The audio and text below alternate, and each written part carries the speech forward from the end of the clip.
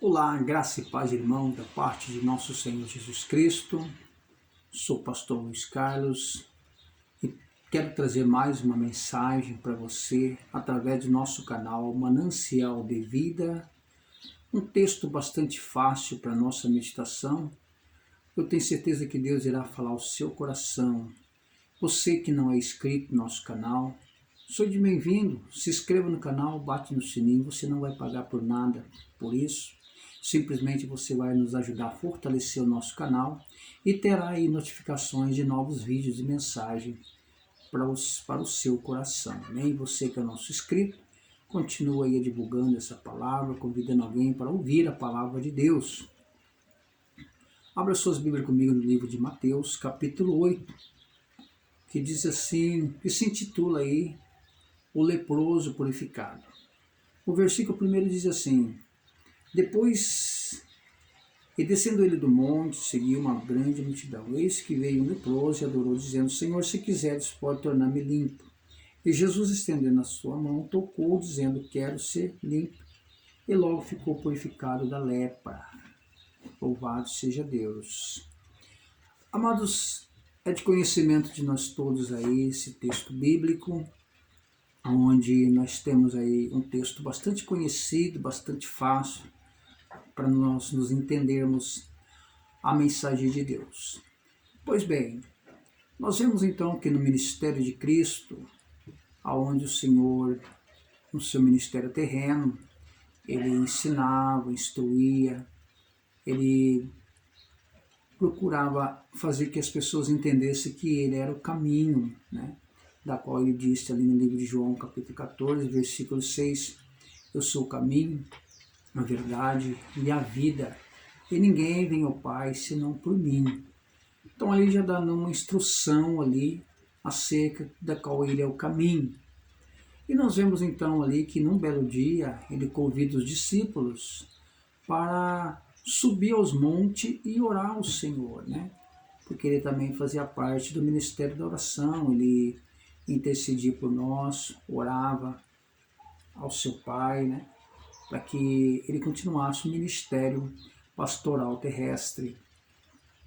E houve então um noticiário aí neste homem, e da qual nós vemos um grande testemunho deste jovem leproso, que na sua adolescência ele socorre todo tipo de recurso, né, procurando aí uma solução para esta enfermidade da lepra.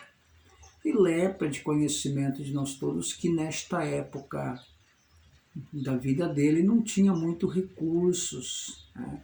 Poucos recursos que ele teve, ele socorreu e nada aconteceu, não teve curas. E a lepra, de conhecimento nosso, como Jó também teve uma grande dela, e na vida deste moço tinha aí dentro de algo chamado Lei de Moisés, né? Que todas as pessoas que tinham esse tipo de enfermidade na sua matéria física, elas precisavam deixar o pai e mãe, irmãos, amigos, companheiros, deixar o seu lar para viver em montanhas, dentro de cavernas, para ali morrer. E muitos viviam à mercê das bestas feras do campo para ser destruídos ou devorados por elas, porque se sentia assim inferior à sua família, porque era uma enfermidade que não tinha cura e ela era contagiosa. E por mais que nós vemos, essa enfermidade ela criava umas feridas muito grandes na pele humana, apodrecia, ia a fundo, né, essas feridas, cicatrizava e vivia uma situação difícil. Mosquitos sentavam, faziam aquelas coisas todas lá. E as pessoas sofriam muito com essa dificuldade. E muitos viviam nas campinas, nas montanhas, né, na qual eu falei, para ser devorada por animais ou ficar ali até morrer. E quando essas pessoas tinham essa enfermidade, pela lei de Moisés, eram impuras diante das pessoas que estavam normais, e a família então pegava uma sineta, um sininho, e dava para eles, falava, você terá que sair de casa. E os leprosos andavam com uma sineta, com um sino pequeno na sua mão. Para quê? Aquele sininho, ele servia para que quando eles descessem para a cidade, para andar ali nas ruas de Jerusalém e na cidade que vivia, eles iam tocando aquele sinete e de longe as pessoas escutavam o sino e escondia. Pessoas que estavam na rua tinham medo de ser contaminado e escondia nas suas casas, e esses leprosos ficavam sozinhos, vagueando pelas ruas da cidade, porque era dessa natureza, era contagiosa, e por cima de tudo isso era uma enfermidade que cheirava mal a quilômetros. Conforme o vento levasse, as pessoas sentiam o cheiro de longe, né? De 100 metros, 200 metros, 500 metros, até 1 quilômetro. Pelo vento que andava, as pessoas sentem cheiro. E vivia uma podridão tremenda, as pessoas perdiam pedaços da sua matéria física. É terrível. E aquele homem, então, estava numa situação difícil. Alguns viviam escondidos no meio da multidão, se encapuzava todo, se enrolava de pano, ninguém via. E passava ali por ali, embora o cheiro, né, o podridão, algumas pessoas percebiam e outras não. E esses homens, essas pessoas tinham esses caracteres, essas qualidades de desprezo, né? Sentia inferior então às pessoas da cidade. E eles andavam por ali com aquela sineta na mão e depois voltavam aos seus lugares para morrer. Mas infelizmente, pela surpresa de um deles, ficaram sabendo através de um noticiário que Jesus de Nazaré, ele ia passar por aquela cidade. E passando por ali, Jesus tem poder de curar, mudar, transformar, regenerar as pessoas, né? Abençoar as famílias, repreender a ação demoníaca, curar enfermidades, saciar a alma das pessoas através da palavra.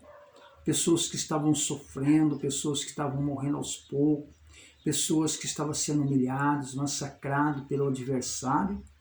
Essas pessoas eram curadas e eram abençoadas através da chegada e do conhecimento de Cristo.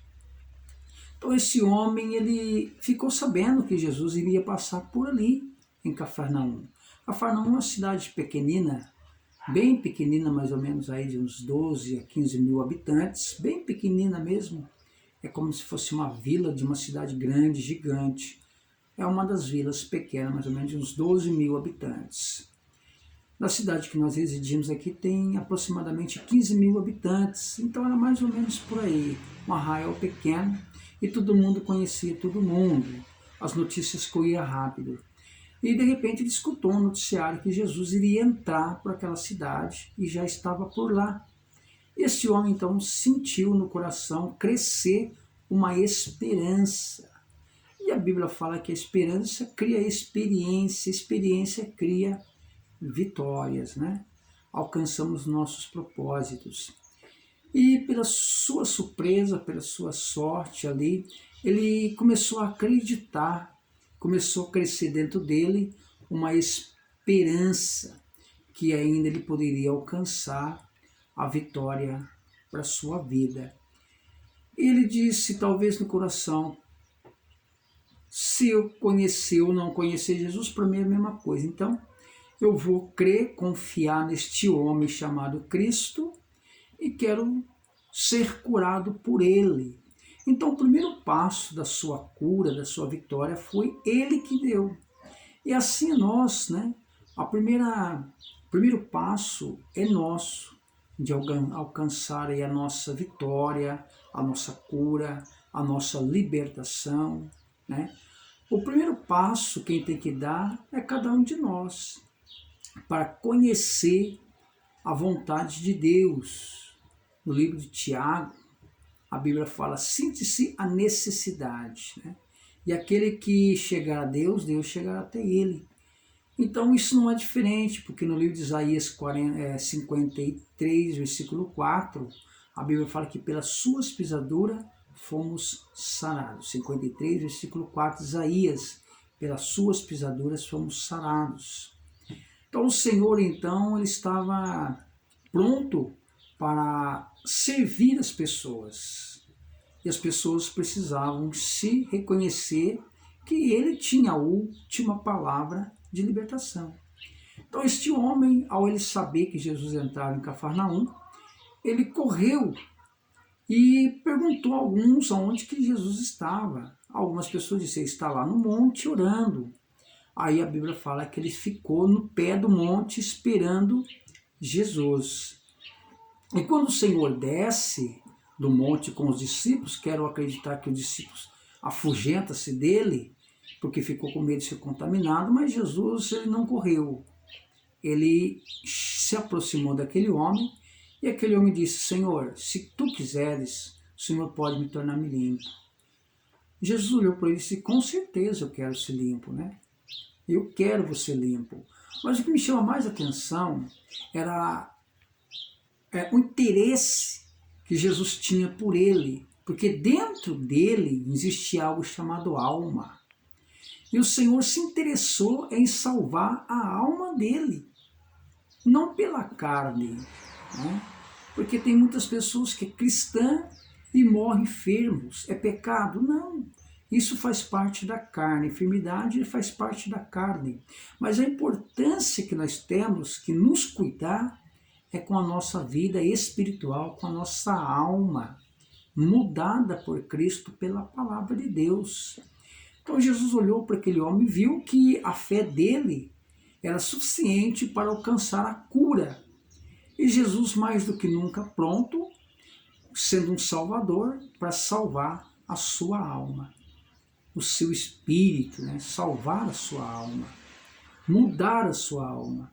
Então foi um propósito ali que aquele homem teve. Se o Senhor quiser, o Senhor disse, com certeza eu quero te curar, é o meu prazer.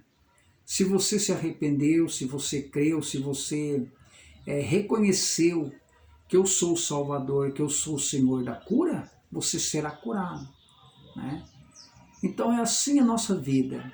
Nós temos que crer, confiar, aceitar a nossa cura, aceitar Jesus para ser curado e salvo. E se nós aceitar Jesus, o Senhor nos cura nossa alma, salva nossa alma e também, se Ele quiser, se for um propósito dele curar a nossa carne, Ele nos cura. Senão, tem pessoas que partem para a eternidade enfermo. O Senhor não curou? Não. São propósito de Deus. A importância é que Jesus quer curar a nossa alma, salvar a nossa alma. E foi feito assim com aquele homem. O Senhor estendeu a mão sobre ele, curou a sua enfermidade, ele ficou são, recebeu a cura instantânea, as enfermidades dele sumiu dele e automaticamente também Jesus deu um sinal na sua alma. Ele sentiu curado da alma, sentiu a salvação, sentiu um gozo diferente, uma alegria diferente. Ele sentiu que Jesus também curou a sua alma. Mas o mais importante naquele momento, é que Jesus se interessou em ser amigo dele para curar a sua alma. Por se ele abriu o coração e creu em Jesus, a crença, o crer, crer na palavra, é aceitar a nossa cura. Então Jesus curou a alma dele, curou a enfermidade dele, ele saiu glorificando e adorando o Senhor pela cura da alma e a cura da enfermidade.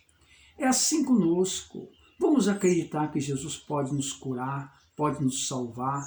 É só nós aceitar Ele como o único e suficiente Salvador da nossa vida. É crer que só Ele tem o remédio da nossa cura da alma, para nos salvar, porque Ele tem o prazer de nos salvar a nossa vida. Não sei o que você está passando, não sei onde que você está, mas creia na sua salvação, aceita Jesus e creia, confessa que Ele é o Salvador, Que Deus te abençoe, Deus te guarde, em nome de Jesus. Muito obrigado.